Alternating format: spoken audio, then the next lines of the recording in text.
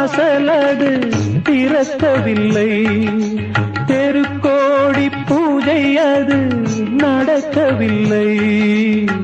தேவதையை காண்பதற்கு வழியும் இல்லை, தேன்மொழியை கேட்பதற்கு வகையும் இல்லை. காதலில் வாழ்ந்த கன்னி மனம் காவலில் மாடையில் கன்னி விடும்.